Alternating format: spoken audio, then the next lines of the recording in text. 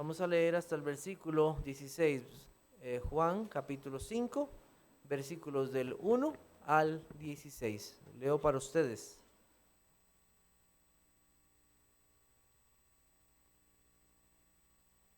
Después de estas cosas había una fiesta de los judíos y subió Jesús a Jerusalén. Y hay en Jerusalén, cerca de la puerta de las ovejas, un estanque llamado en hebreo Betesda, el cual tiene 5 pórticos. En estos yacía una multitud de enfermos, ciegos, cojos y paralíticos que esperaban el movimiento del agua. Porque un ángel descendía de tiempo en tiempo al estanque y agitaba el agua, y el que primero descendía al estanque después del movimiento del agua quedaba sano de cualquier enfermedad que tuviese. Y había allí un hombre que hacía 38 años que estaba enfermo. Cuando Jesús lo vio acostado y supo que llevaba ya mucho tiempo, así le dijo: ¿Quieres ser sano? Señor, le respondió el enfermo, no tengo quien me meta en el estanque cuando se agita el agua, y entre tanto que yo voy, otro desciende antes que yo. Jesús le dijo: levántate, toma tu lecho y anda.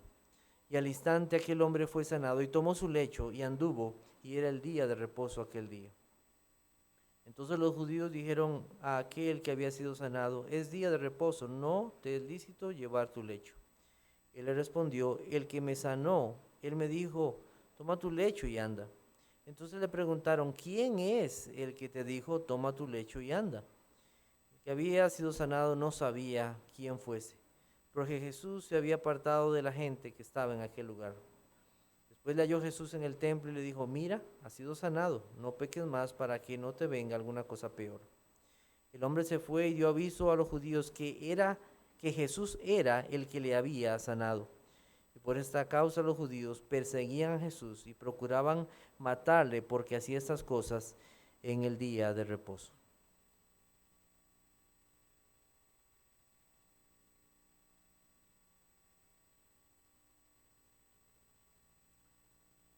La gloria de Cristo a levantar caídos. Comenzamos en el capítulo 5 y a partir de este capítulo veremos una mayor persecución de Cristo, hacia Cristo, por los escribas y fariseos, un mayor rechazo, un deseo de matarle. Sus razones estaban obviamente guiadas por Satanás mismo, pero Cristo continuará haciendo aquello para lo cual vino a este mundo. El mundo tendrá el testimonio del Hijo de Dios, que cumplirá completamente todo lo que estaba escrito sobre él. Las señales a los hombres, por medio de estos milagros, darían al mundo el testimonio de que Él es el Hijo de Dios. El mundo tiene esperanza porque Jesucristo, el Hijo de Dios, ha llegado. Cristo ahora sale de Caná de Galilea y llega a Jerusalén, donde hay una fiesta. No se nos dice qué fiesta era esta. Los judíos celebraban varias fiestas al año, y esta pudo haber sido la de la Pascua, la de los tabernáculos o de la fiesta de Pentecostés. Cualquiera de estas pudo haber sido, pero no se nos indica claramente. Pero para nuestro beneficio, Cristo cumplió toda la ley y cumplió todas las ceremonias y cumplió todo lo que estaba establecido. En Él se cumplió todo. Por ejemplo, la fiesta de la Pascua, donde el pueblo de Israel recordaba cómo ellos habían sido sacados de la esclavitud de Egipto y habían sido libertados con mano poderosa. Ese libertador nos recordaba al Señor Jesucristo que vendría y libertaría totalmente a su pueblo. Entonces, en Cristo se cumplieron todas estas cosas. Cristo es la verdadera alegría, gozo y fiesta de su pueblo. El pueblo estaba celebrando cosas del pasado, pero ahora el que hizo todas estas cosas y que haría todas las cosas, ya no como una sombra, sino verdaderamente, estaba en medio de ellos. El pueblo judío todavía sigue celebrando muchas de estas fiestas con un entendimiento cegado. Todavía siguen esperando un redentor, todavía siguen esperando el cumplimiento de muchas cosas, siguen realizando ritos como si fueran necesarios para salvación, y muchos aún no siendo judíos le siguen y son arrastrados por este tipo de cosas y tristemente han sido engañados. No hay ya más necesidad de guardar los días, los meses, los tiempos, los años. Ya no hay necesidad de eso como parte de algún ritual, porque en Cristo hay libertad. Hemos sido libertados con la libertad que Cristo nos hizo libres. Todas aquellas ceremonias eran sombras, como le dije, del que había de venir y Él ya vino. La Jerusalén hermosa, esplendorosa, que esperamos, no es una Jerusalén terrenal, sino celestial. Esa es la que esperamos, la cual es su iglesia, que está libre de todo ritual, toda esclavitud, y ahora es libre y gozosa, pues su rey está en medio de ella. Y un día, al final de los tiempos, toda esa Jerusalén será reunida para alabanza y gloria del Señor. Cristo llegó a Jerusalén y en lugar de ir inmediatamente al templo, va a un lugar donde hay una gran cantidad de personas. Cristo llega a un lugar llamado Betesda, un estanque. La palabra en hebreo significa casa de misericordia y en arameo Betzata, que es casa de olivo. Este lugar parecía ser un lugar de descanso, pero no era un lugar de descanso para los políticos, para los ricos, para los fariseos, para los escribas, para los líderes religiosos. Era una estructura que tenía unos pórticos, o sea, como unas estructuras grandes o columnas, y al parecer proveía de sombra y descanso, y ahí en ese lugar había un estanque. No es muy claro cómo se alimentaban las aguas en ese estanque. Se han encontrado excavaciones, un lugar que parece un pórtico y se muestra como un lugar muy amplio. Es además interesante que en el versículo 12 nos dice, y hay en Jerusalén. Cuando Juan escribe estas cosas, da a entender todavía que ese pórtico existe y que las personas tienen una referencia de ese lugar. No usa había, sino hay, posiblemente dando a entender que aún cuando él estaba escribiendo este evangelio, ese lugar todavía estaba ahí y la gente podía referenciarlo fácilmente. Este lugar no era desconocido para Cristo en ninguna manera. No era un hotel, no era un lugar paradisiaco. No era un lugar, como les dije, que las grandes autoridades de Israel o los romanos visitaban. Más bien era un hospital. Era un hospital que no tenía médicos ni medicinas. Era un lugar donde llegaban cojos, paralíticos, ciegos, toda una multitud de enfermos. Un lugar de quebrantados de espíritu, pero también lleno de personas pecadoras que necesitaban de un Salvador. La Biblia habla sobre Cristo lo siguiente: el Espíritu del Señor está sobre mí, por cuanto me ha ungido para dar buenas nuevas a los pobres, me ha enviado a sanar a los quebrantados de corazón, a pregonar libertad a los cautivos, a vista a los ciegos, a poner en libertad a los oprimidos. Todo esto era una realidad en Cristo y Cristo cumpliría todo esto, no solamente físicamente, sino verdaderamente en el Espíritu. Cristo no estaba de casualidad por ese lugar, para conocer tan hermosa estructura, para conocer tan bello estanque. No estaba ahí, sino que Él tenía un propósito, para que sus obras fueran conocidas y los hombres creyeran en Él como el Hijo de Dios. En la versión Reina Valera, que la mayoría de los que estamos aquí manejamos, se dice en el versículo 3 y 4 lo siguiente: en estos yacía una multitud de enfermos, ciegos, cojos y paralíticos que esperaban el movimiento del agua, porque un ángel descendía de tiempo en tiempo al estanque y agitaba el agua, y el que primero descendía al estanque después del movimiento del agua quedaba sano de cualquier enfermedad que tuviese. En la mayoría de textos más antiguos de la Biblia, la última parte del verso 3, que esperaban el movimiento del agua, y todo el versículo 4 no aparece. Al parecer, la frase fue introducida como un comentario de un hombre llamado Tertuliano a la explicación que aparece en el versículo 7. Señor, le respondió el enfermo, no tengo quien me meta en el estanque cuando se agita el agua.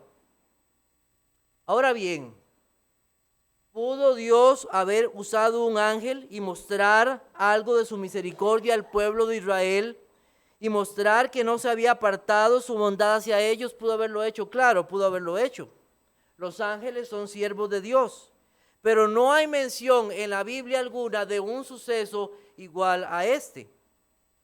Otros textos y otras personas, comentaristas, indican que el agua tenía un color rojizo y que poseía algunos minerales que podían ayudar a los enfermos en sus dolencias. Algo aquí como, no sé, aguas termales o alguna cosa así, ¿verdad?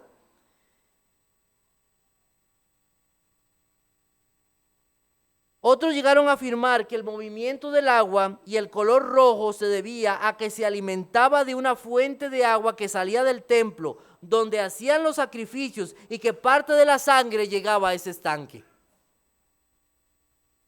Todo esto puede traernos gran confusión y dudas sobre la veracidad de este hecho en particular, específicamente de cómo las aguas se movían y cómo de alguna manera la gente esperaba cierto movimiento del agua para entrar. Y hasta pienso, cómo ellos tenían que estar atentos a qué tipo de movimiento de agua. ¿Tenía que ser un remolino? ¿Tenía que ser una ola o una onda que se diera? ¿En qué momento del día pasaba eso? ¿O si solo era en las fiestas? No nos da la Biblia detalles sobre esto. Hermanos y amigos, yo no quiero arrojar dudas sobre la palabra de Dios y su veracidad, sobre la veracidad de las Escrituras. Hay quienes se han aprovechado de textos como estos o frases como estas para negar que la Biblia es un libro inspirado y que solo es otro libro escrito por hombres. Nosotros, al reconocer cosas como estas, no debemos caer en estas ideologías, sino confiarnos en que Dios guardó su palabra de errores de los hombres que buscan alejar la verdad de Dios. Y cosas como estas en este pasaje no alteran para nada el plan de redención, la obra y la vida de Cristo. Para nada. La forma en cómo sucedió esto en relación al movimiento del agua es algo que supera o sobrepasa nuestro entendimiento. Aquellos enfermos estaban ahí porque de alguna manera algo había pasado en algún momento y se dieron sanidades. Y no estamos aquí para juzgar eso. Y podemos perdernos en un montón de cuestionamientos vanos sin ver algo importante, que Cristo estuvo ahí y hizo algo maravilloso. Y podemos salir de aquí en este culto, en esta tarde, haciéndonos muchas preguntas, sin ver el centro de lo que va a pasar acá. Quiera Dios que verdaderamente nuestros ojos y nuestros corazones estén enfocados en la gloria del Hijo de Dios. Ese estanque se secó. Hoy día son ruinas. No necesitamos de un ángel para ser sanados, como algunos todavía siguen poniendo su esperanza y confianza en ello. Cristo es la fuente inagotable de agua viva y sigue fluyendo y sigue dando sanidad y vida, pues Cristo está vivo y Él es la vida. Y todavía aún más lamentable es que hoy hay gente que cree que cierta agua pueda llamarse bendita y poner su esperanza en algo que no tiene ninguna validez. La mente siempre busca ídolos y poner su confianza en algo que no es Dios. Y por nuestro necio corazón somos llevados a creer cosas que no tienen ningún fundamento. Recuerdo hace algún tiempo que un compañero me contó una historia. Había otra persona en el departamento que tenía cierta enfermedad, entonces fue donde uno de esos lugares que le dan ese tipo de aguas o líquidos que curan todo. Entonces el hombre trajo su botella de ese líquido transparente y le contó al otro, mire, aquí está lo que me va a curar. El hombre comenzó a tomarla diariamente, pero el otro compañero sacó el agua y le echó agua del tubo. El otro hombre, sin darse cuenta de lo que había pasado. Este compañero le dijo días después, ¿y cómo sigue usted? Usted no sabe lo bien que me ha hecho esa agua. Usted no se imagina cómo me ha curado. ¿Ven qué fácil podemos ser engañados? Porque no hay un fundamento. Pero le digo una cosa, cuando nosotros abrimos la Biblia, hay verdadero fundamento, porque el fundamento es Cristo. Hay verdad. Lo que Cristo hizo, lo hizo una vez y para siempre. Y hay completa seguridad en su salvación. No necesitamos aguas, no necesitamos ángeles, necesitamos de Cristo. De Él es el que necesitamos. Él tiene toda autoridad y poder, como lo vamos a ver en esta tarde. Así que regresando a nuestro pasaje, tenemos a Cristo, con este hombre del cual no se nos dice su nombre, solo se nos dice que tenía 38 años de estar enfermo, postrado. Su capacidad de movimiento era casi nula, según lo vemos en el versículo 7. Este enfermo sobrepasaba en edad a Cristo en su enfermedad. No sabemos si nació ya enfermo, no lo sabemos. Pero la Biblia nos dice que Cristo sabía todo acerca de este hombre. ¿Por qué lo sabía? Porque Él es Dios. Y porque Él sabe todas las cosas nuestras. Él sabe lo que hay en nuestros corazones. Él sabe todo lo que ha pasado en nuestras vidas. Él sabe absolutamente todo. Él sabía las veces que este hombre sufrió hambre, sed, frío, calor. Él sabía de toda la tristeza y desesperación de este hombre. Cristo le conocía totalmente. Mientras el pueblo estaba de fiesta, este hombre vivía una terrible pena. No era algo que se iba en algunos días. No era una enfermedad que pasaba un día y ya el otro no la tenía, después volvía. No, era algo permanente en la vida de este hombre, por 38 años sin alivio. Algo terrible. Cristo lo supo todo. Y eso es algo que constantemente se nos dice en la palabra de Dios, que Dios es omnisciente y Dios conoce todo. Y entonces, en el verso 6, se nos dice que el Señor le hace una pregunta. ¿Cuál es la pregunta que el Señor le hace? ¿Quieres qué? Ser sano. Dice Matthew Henry, comentarista bíblico, lo siguiente. A primera vista, esta pregunta no solo parece superflua, sino también insultante.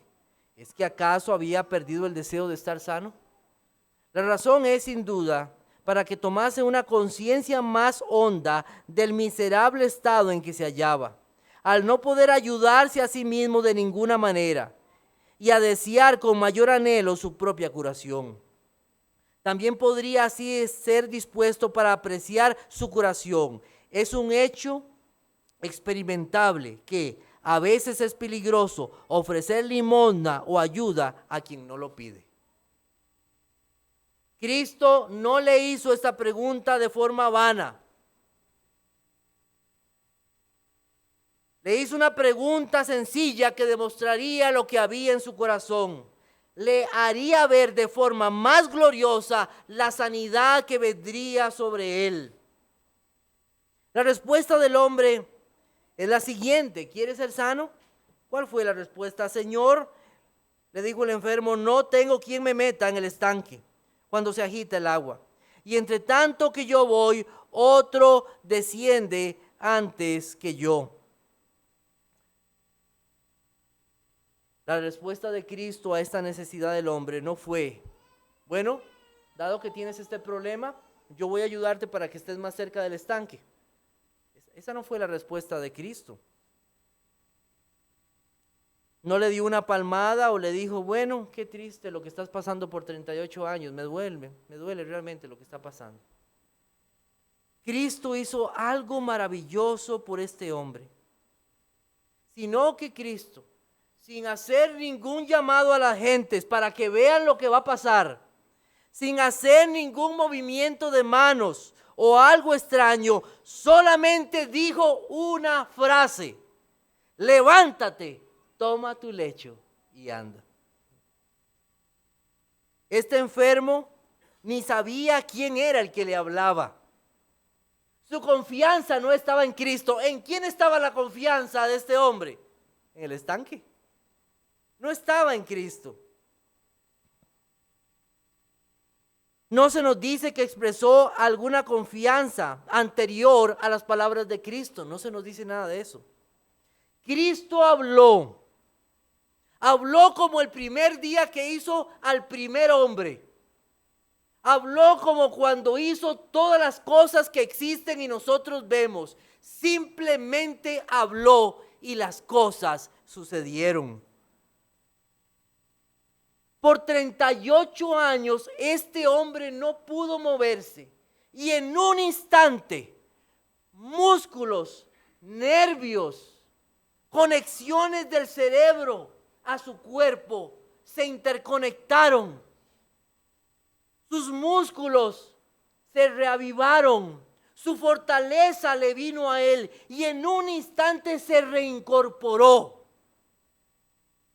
No necesitó de ninguna terapia posterior. Simplemente se levantó y anduvo. No necesitó un bastón, no necesitó una silla de ruedas. Cristo lo levantó.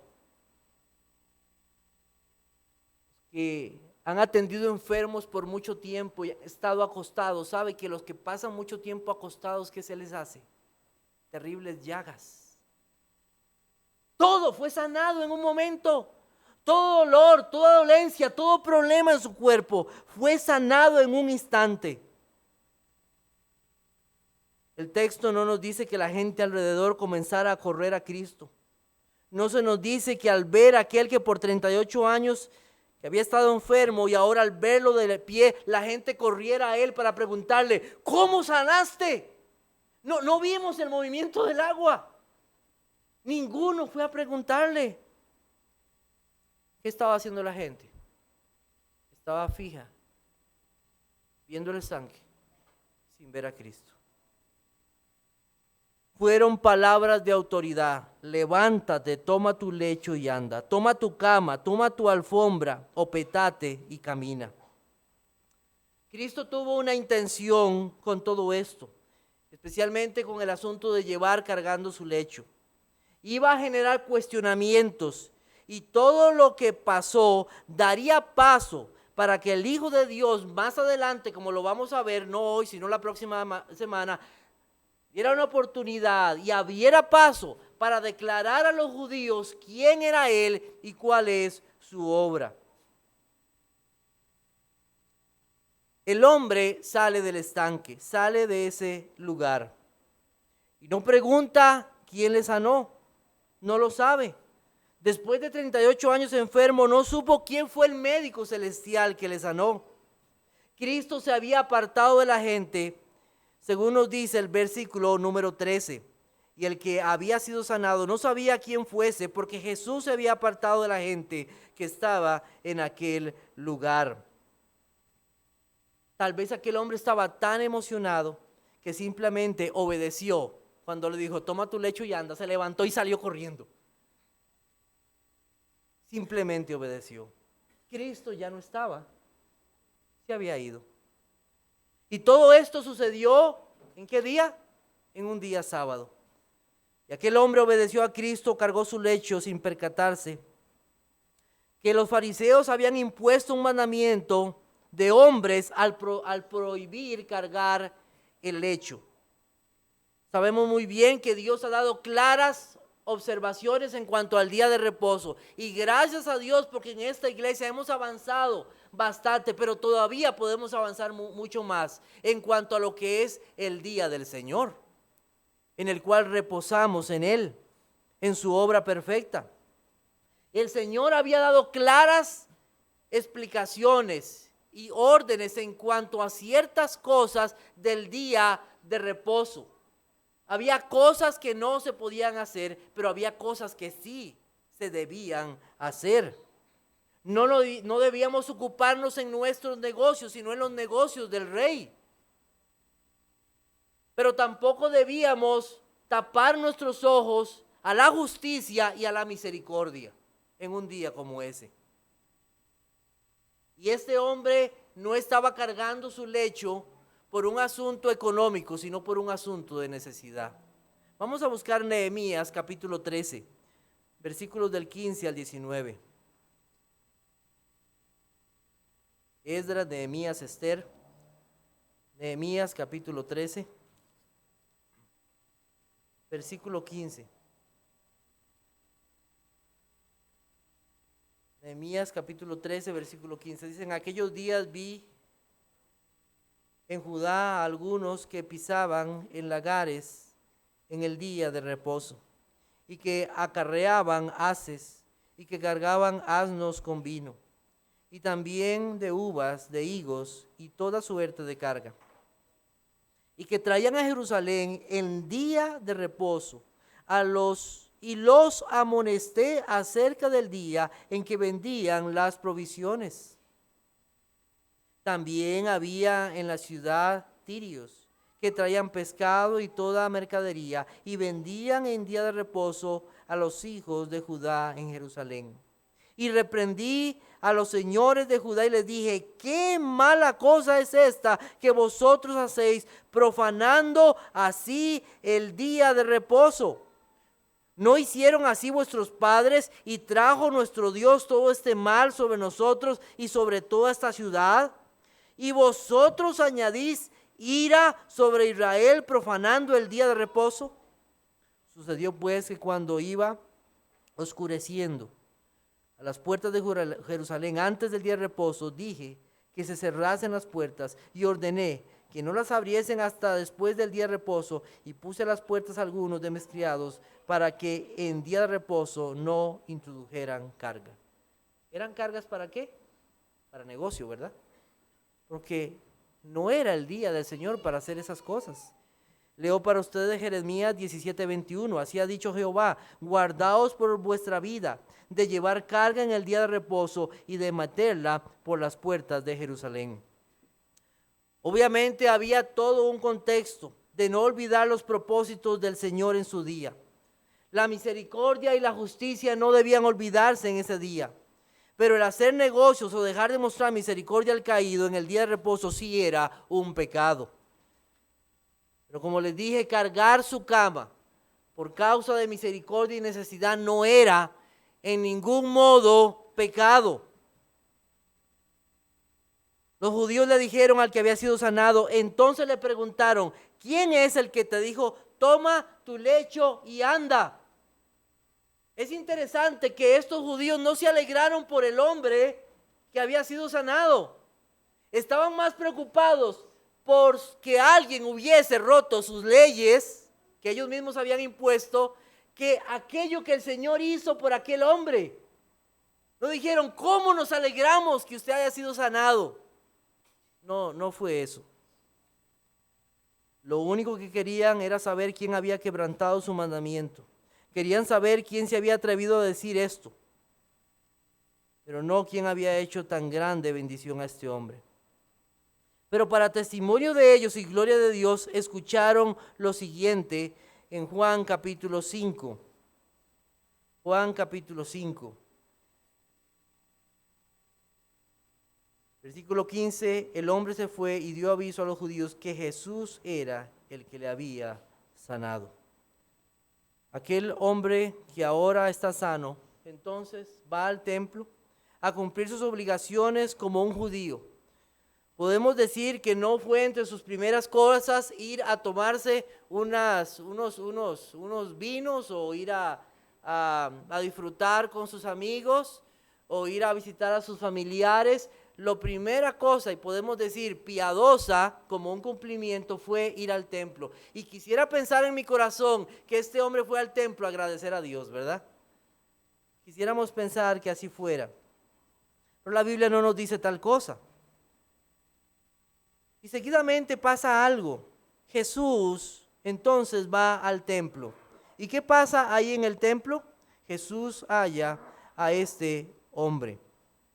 Versículo 14 dice: después le halló Jesús en el templo y le dijo: mira, has sido sanado, no peques más para que no te venga alguna cosa peor. Estas palabras debemos tener cuidado al entenderlas. La enfermedad que él sufría no se dice que fuera por un pecado específico. Lo que ese hombre sufría era algo muy triste y doloroso. Era algo que lo mantuvo postrado por 38 años, sin poder trabajar, posiblemente sin poder tener una familia. No fue algo de alegría para este hombre, pero en los sabios caminos de Dios, esta enfermedad fue puesta para que Dios fuese exaltado y con el propósito de que el Hijo de Dios revelara su autoridad, su poder y su procedencia. Nunca este hombre imaginó que el propio Hijo de Dios le visitaría. La enfermedad física nos recuerda entonces algo más profundo. Nos recuerda nuestra condición espiritual. Sí, la maldad del pecado que afecta al hombre en todo su ser, que nos condena y por la cual la ira de Dios viene sobre toda la humanidad. Este hombre tenía pecado en su vida y no por ser aliviado, no por ser sanado, ahora estaba libre de su pecado. Su boca, su corazón, su mente, todo su ser era como la de cualquier hombre sin Cristo, un pecador.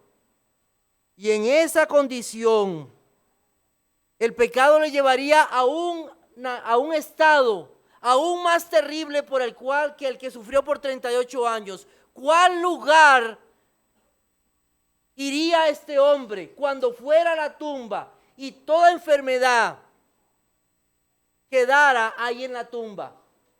Porque pudo haberse enfermado de otras cosas más adelante. ¿A cuál lugar? ¿Cuál sería ese lugar más terrible que una enfermedad? El infierno y la condenación para siempre.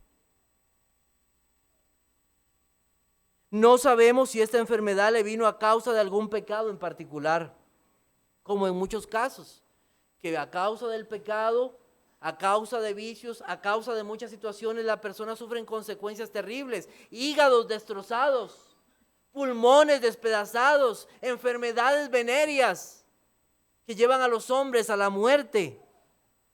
Pero todas esas cosas un día terminarán en la tumba. Pero tus pecados te llevarán a un lugar más profundo que la tumba, y es al infierno para siempre. Por eso fue que Cristo dijo estas palabras. Este hombre necesitaba arrepentirse de sus pecados y poner su confianza totalmente en el Señor Jesucristo. Cristo lo llevó a reconocer que la enfermedad más terrible no fue esa que le afectó por 38 años, sino su pecado. Pero cuánta misericordia mostrada a ese hombre, más que física, espiritual, para mostrarle su necesidad de dejar todo pecado que es contra Dios y rendirse al Señor. Recibió gracia de Dios. Finalmente este hombre dio aviso a los fariseos, como nos dice ahí en este verso. Dice el versículo 15: y el hombre se fue y dio aviso a los judíos que Jesús era el que le había sanado. Este hombre no hizo esto como dicen los chiquillos, ¿verdad? Es un acusetas. Anda hablando o anda dando chismes. No, él lo que hizo fue algo que para todo judío en ese tiempo hubiera sido normal. Si un líder espiritual me hace una pregunta, ¿qué voy a hacer? Tratar de respondérsela. Entonces él fue y les dijo: El que me sanó fue Cristo. Eso fue lo que hizo. Fue la actitud de aquel que no quiere esconder nada.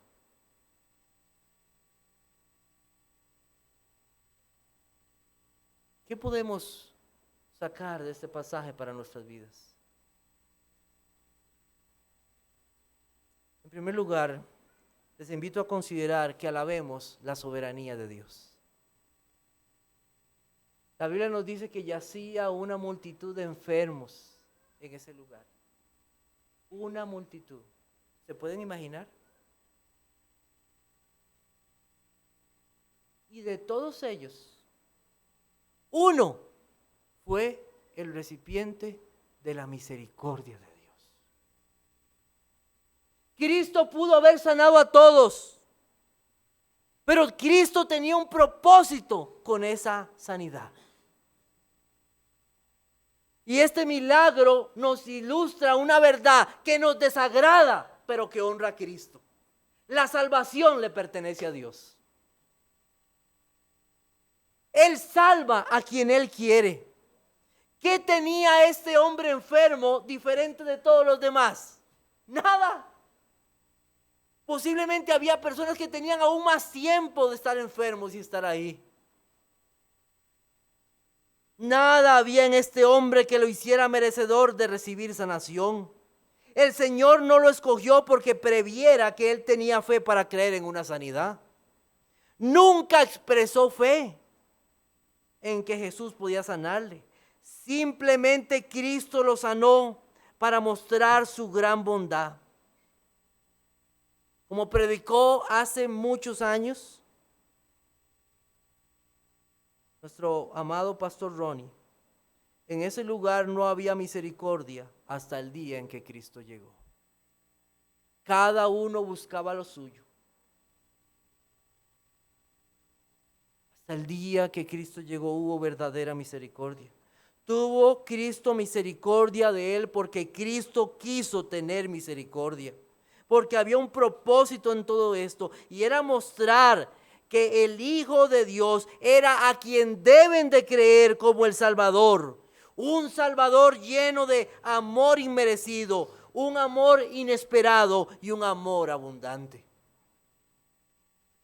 Dice Romanos capítulo 9 versículo 16. Así que no depende del que quiere ni del que corre, sino de Dios que tiene misericordia. Busquemos Tito capítulo 3. Tito capítulo 3 versículos 3 al 5.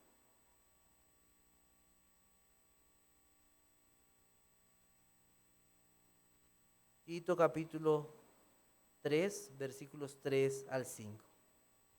Mire cómo dice el mismo apóstol, porque nosotros, incluyéndose él, también éramos en otro tiempo insensatos, rebeldes, extraviados, esclavos de concupiscencias y deleites diversos, viviendo en malicia y envidia, aborrecibles y aborreciéndonos unos a otros.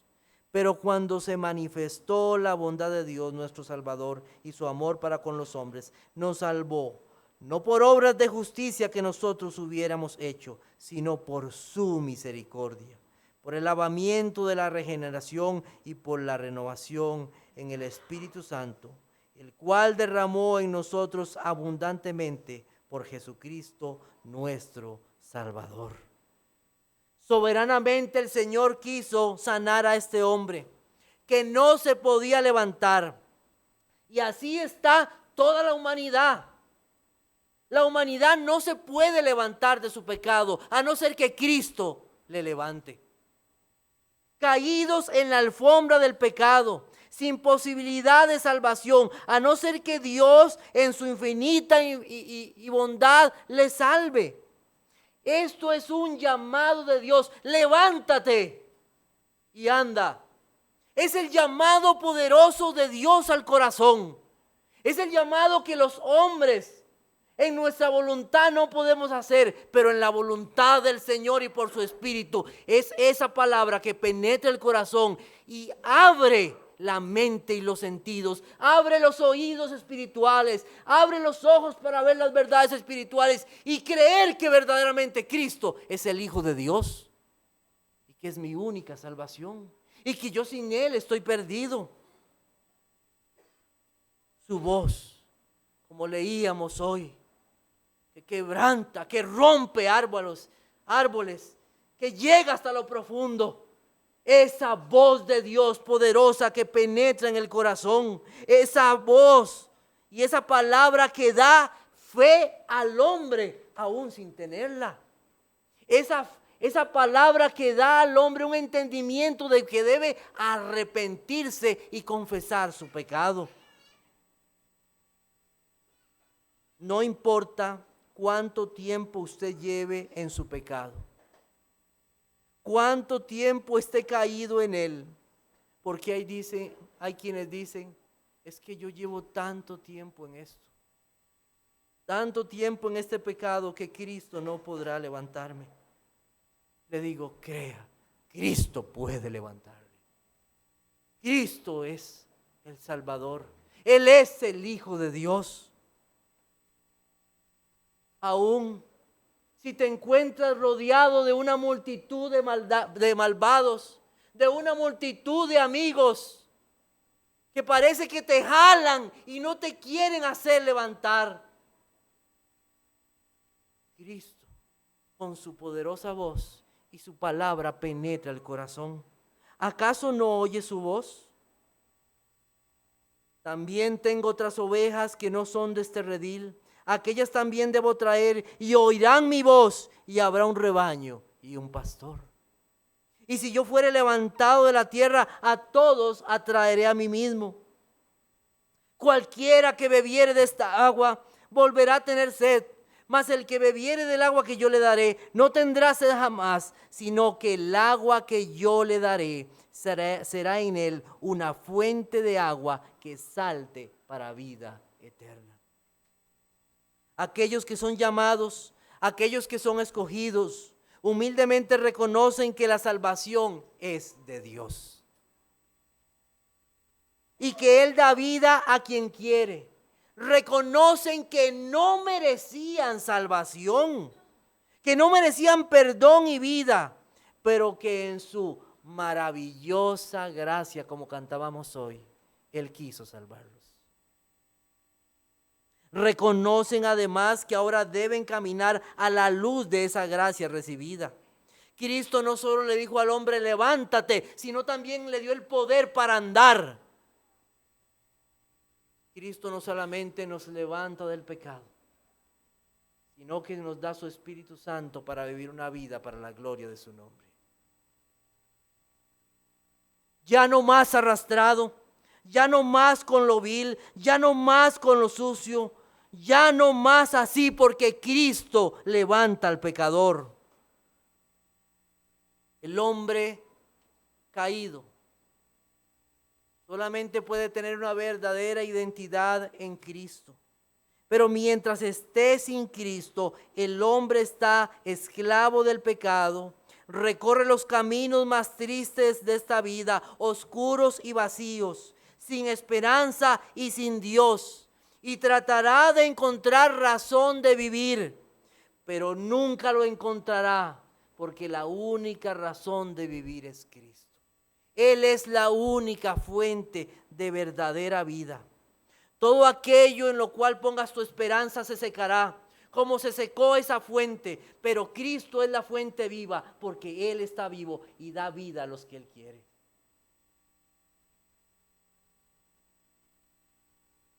En segundo lugar, la enfermedad soberanamente usada para la honra de Dios. Dice el comentarista bíblico Matthew Henry lo siguiente: ¿cuántas son las aflicciones de este mundo? Es conveniente visitar de vez en cuando los hospitales, no solo para confrontar a los enfermos y heridos, sino también para ser agradecidos a Dios por la salud que Él nos conserva, la cual solo se aprecia de veras cuando se pierde. En aquel estanque esperaban la salud con avidez estos enfermos. Oh, si los hombres fueran tan diligentes en buscar remedios para la condición de su alma como lo son para la de su cuerpo. Palabras muy verdaderas. Toda la enfermedad que vino, que hoy tenemos y que vendrá a este mundo, no viene porque tenemos mucha contaminación. No viene porque ahora usamos químicos en las plantas. No viene por los efectos del ozono. No viene porque tenemos carros muy viejos. No es por eso. La causa de toda enfermedad es el pecado. Por el pecado vino a este mundo toda tristeza, toda desolación, toda pena, toda desgracia. Entró a este mundo por la desobediencia de un hombre, Adán. Hay enfermedades más duras que otras. Hay quienes nacen con ellas, otros las desarrollan después. Esta sanidad del Señor hacia este hombre contrasta con todas aquellas que muchos hombres hoy dicen dar a los hombres. Cristo no reunió a todos para que vieran cómo sanaba a este hombre, como sucede hoy en muchas iglesias, ¿verdad? No le pidió que tuviera fe, como muchos dicen, que no fueron sanados porque les faltó fe. No buscó los aplausos Cristo, sino que dice, ha sido sanado. Le da a entender, da la gloria a Dios. Cristo ni buscó su gloria. Además, fue sanado en un instante, sin ninguna recuperación posterior. Hay tantas mentiras alrededor de la sanidad, como aquellas que dicen que si usted confiesa lo que posee, entonces se va a enfermar. Entonces no declare la enfermedad. O puesto que Dios quiere que usted esté sano, jamás ore, hágase tu voluntad respecto a mi condición de enfermedad. Estas y muchas otras mentiras se dicen. Nosotros creemos que Dios tiene todo poder para sanar. Y hemos visto casos en esta iglesia de personas a quienes los médicos dicen ya no hay muchas posibilidades, pero para la gloria de Dios, pero hoy están aquí para dar gloria a Él. Y Dios los sana, pero muchas otras veces Dios no lo hace. Deuteronomio 32:39. Deuteronomio 32:39.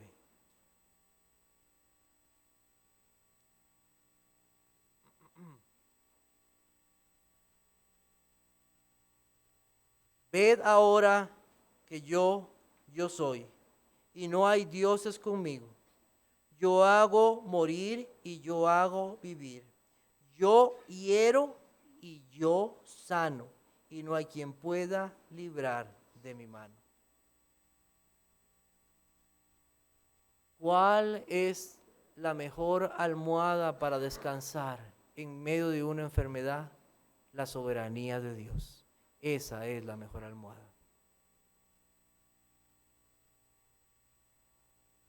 En 2 Corintios 12:7 tenemos un caso muy interesante del apóstol Pablo. Dice, y para que la grandeza de las revelaciones no me exaltase desmedidamente, me fue dado un aguijón en mi carne, un mensajero de Satanás que me abofetee, para que no me enaltezca sobremanera.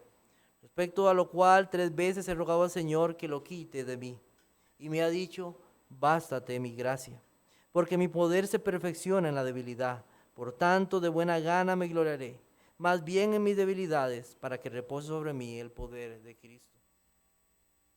A veces no es la voluntad de Dios sanar a una persona, sino darle su gracia para sostenerle. Pues Dios sabe siempre qué es lo mejor para nosotros. He escuchado a muchos decir que lo mejor que uno puede tener en la vida es la salud. Tengo familiares míos que siempre me andan diciendo eso, que lo mejor que uno puede tener en la vida es la salud. Pero la Biblia no dice eso. La Biblia dice más bien que es bienaventurado aquel cuya transgresión ha sido perdonada y cubierto su pecado. Ese es bienaventurado. Debemos agradecer a Dios en todo. Y puede hacer que la voluntad de Dios en este momento en su vida sea estar enfermo. Y descansar en eso. Si por alguna razón Dios permite la enfermedad, que podamos descansar, si usted es creyente, en el amor de Dios. El amor de Dios que se dio para darnos perdón y vida. Y su amor no cambiará, aun si esté sano o si esté enfermo.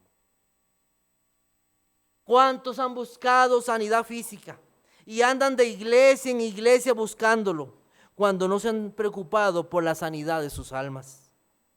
Al final de alguna cosa moriremos, como dije al principio. Toda enfermedad acabará en la tumba. Pero sin Cristo, en alma y cuerpo, el sufrimiento será eterno. Piensa en eso. Sabemos que un día habrá una multitud de millones de millones. Y un día esa multitud reunida por Dios ya no tendrá cojos, ciegos, mancos, ya no habrá cáncer, no habrá leucemia, no habrá muerte, ya no habrá nada. No habrán cementerios, no habrán hospitales, no se necesitarán médicos, ni enfermeras, ni medicinas. Porque Cristo nos ha dado completa redención. Gloria a Dios.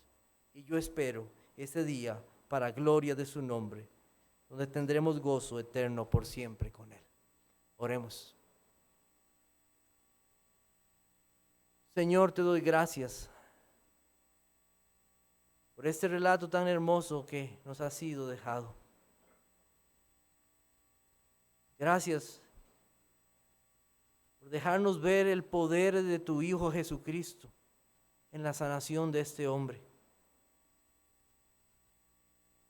Ver aquel que tiene poder para levantar a los caídos, aún en la condición más triste y más penosa que se encuentren. Gracias, Señor, por esa misericordia mostrada.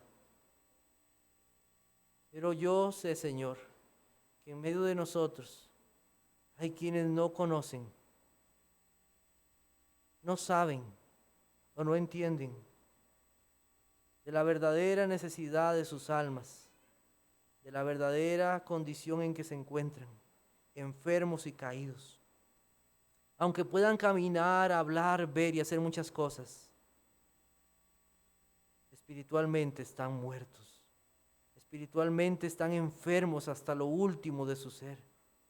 Y solamente tú, Señor, puedes darles vida y perdón. Oh Señor, ten misericordia de ellos, así como tuviste de este hombre y has tenido misericordia de muchos a través de los tiempos. Que tu voz poderosa sea oída en sus corazones, diciéndoles, levántate y anda. Que levanten sus ojos, sus corazones y sus almas para poner completa confianza en la obra de tu Hijo Jesucristo. Gracias por permitirnos en este día haber estudiado tu palabra y gozarnos de que tú eres poderoso para seguir salvando vidas y transformándolas. En Jesucristo tu Hijo. Amén.